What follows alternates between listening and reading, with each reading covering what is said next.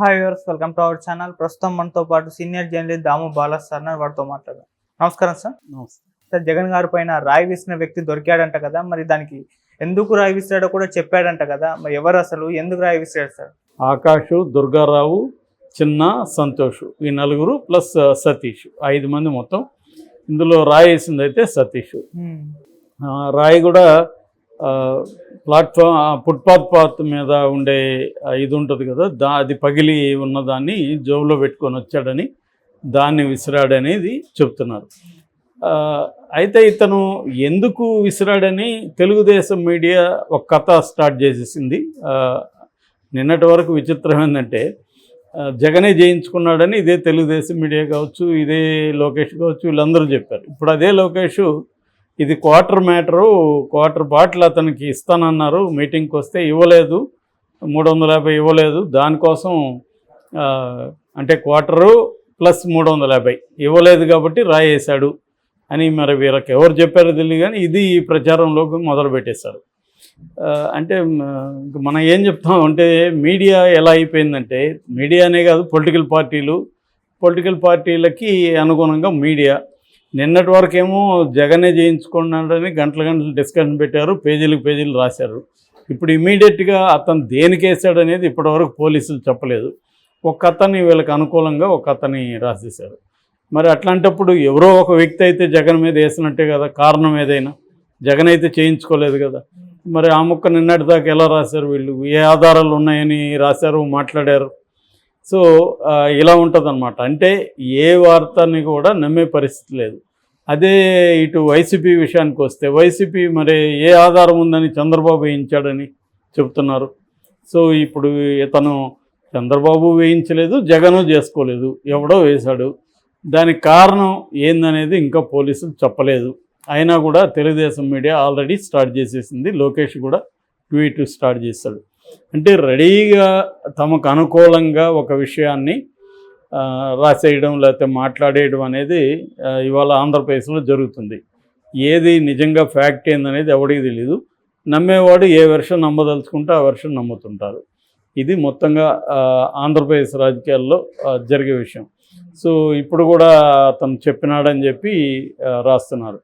So ఇంకో పక్క ముందే వీళ్ళు ఏంటంటే తెలుగుదేశం వాళ్ళే చేయించారని చెప్పమని కూడా అతని మీద ప్రెజర్ తెస్తున్నారని కూడా రాస్తున్నారు.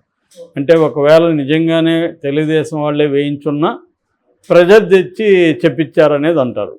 మరి ఇప్పుడు పోలీస్ యంత్రాంగం అంతా కూడా ఎలక్షన్ కమిషన్ ఆధ్వర్యంలో కూడా పనిచేస్తుంది. సో వీళ్ళు ఎలా ప్రెజర్ చేస్తారు అనేదానికి ఏమీ ఇది లేదు. సో ఏదేమైనా రాయి వేసిన వ్యక్తి దొరికాడు అనేది అయితే కన్ఫామ్ అవుతున్నట్టుగా ఉంది. మొత్తం మీడియా, వేరే మీడియాను కూడా చూస్తే, ఓన్లీ ఇప్పుడు ఏంటంటే ఒక పార్టీ మీడియాను చూస్తే మనకి సత్యం బోధపడట్లేదు. కనీసం ఒక 10 రకాల చూస్తే కానీ మనకు అసలు ఏం జరిగి ఉండొచ్చు అని అర్థమయ్యే పరిస్థితి లేదు. ఎందుకంటే ఎవడి వర్షం వాడు రాసుకుంటున్నాడు తప్ప అక్కడ నిజంగా ఏం జరిగిందనేది తెలిసే అవకాశం లేదు. నాకు తెలిసి ఇది ఎప్పటికి కూడా తెలియదు. రేపొద్దున్న నిజంగానే తెలుగుదేశం వాళ్ళు వేయించున్నా తెలుగుదేశం వాళ్ళు ఏం చెప్తారంటే పోలీసులు చెప్పించారు అంటారు. ఒకవేళ నిజంగానే వాడు క్వార్టర్ తాగిచ్చేస్తున్నా అది తెలుగుదేశం వాళ్ళ కట్టుకథ అని వీళ్ళు చెప్తారు. కాబట్టి నాకు తెలిసి ఇది నిజం ఎప్పటికీ బయటికి రాకపోవచ్చు. రాజకీయంగా ఎవరి వర్షన్ వాళ్ళు వాడుకోవడానికి 2 పార్టీలు కూడా ఎన్నికల్లో దీన్ని తమకు అనుకూలంగా వాడుకోవడానికి మలుచుకుంటారు. కాకపోతే ఈ మొత్తం ఎపిసోడ్లో మనకి అర్థం కావాల్సింది ఏంటంటే, ఒక ముఖ్యమంత్రి స్థాయి అతన్ని కొట్టడం ఎంత ఈజీనా, అదే కొట్టే బదులు ఇంకేదైనా గన్తో కూడా ఫైర్ చేయొచ్చు కదా, చంపడం కూడా ఈజీనే కదా. మరి ఇంత వీక్గా ఉందా? మరి అతనికి ఏమో జెడ్ సెక్యూరిటీ ఉంది.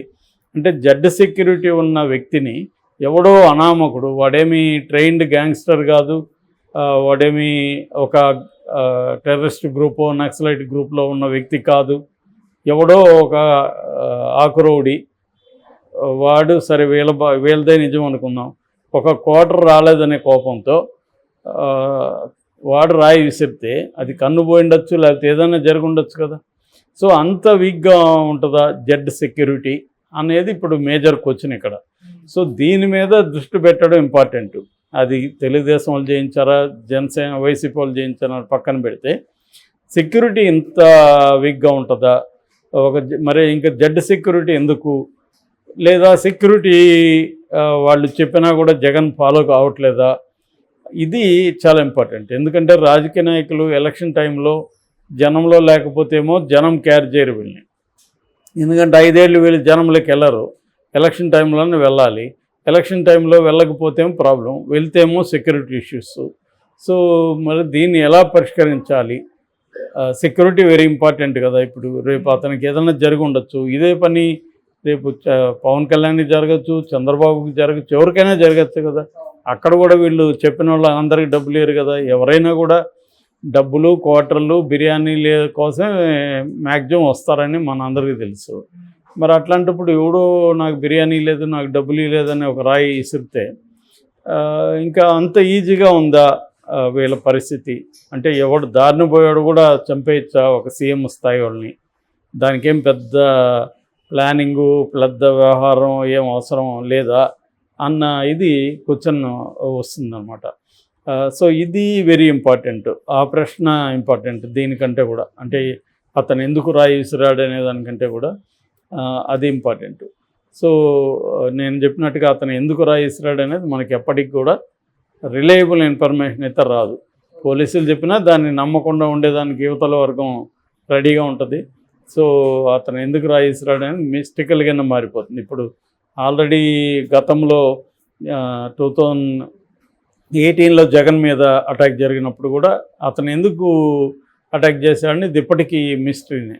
ఎందుకంటే అతనేమో ఫస్ట్ నేను అభిమాని కాబట్టి చేశానంటాడు, తర్వాత అది మార్చాడు. వీళ్ళేమో ఇదంతా ఇతనే చేయించుకున్నాడు అంటారు తెలుగుదేశం వాళ్ళు. వైసీపీ వాళ్ళేమో అది అక్కడ హర్ష అనే అతను రెస్టారెంట్ పెట్టిన ఓనర్ తెలుగుదేశం అతను అశోక్ గజపతిరావు ఏవియేషన్ మినిస్టర్గా ఉన్నప్పుడే అది వచ్చింది ఇలాగే చెప్తున్నారు. అది కూడా ఎప్పటికీ తేలదు. నాకు వెళ్తే ఆల్రెడీ 5 ఏళ్ళు అయిపోయింది. అట్లాగే వివేకానంద రెడ్డి హత్య, అది ఎవడు చంపాడు అనేది ఇప్పటివరకు తేలలేదు, తేలదు కూడా. సో ఇలాగా ఈ కొన్ని పొలిటికల్ రిలేటెడ్ ఇష్యూస్ సామాన్య ప్రజలకి ఎప్పటికీ తెలిసే అవకాశం లేకుండా ఈ పొలిటికల్ పార్టీలు దాన్ని పెంట చేసి వదిలిపెట్టేస్తారన్నమాట. సో ఇదే జరిగింది ఇప్పుడు కూడా.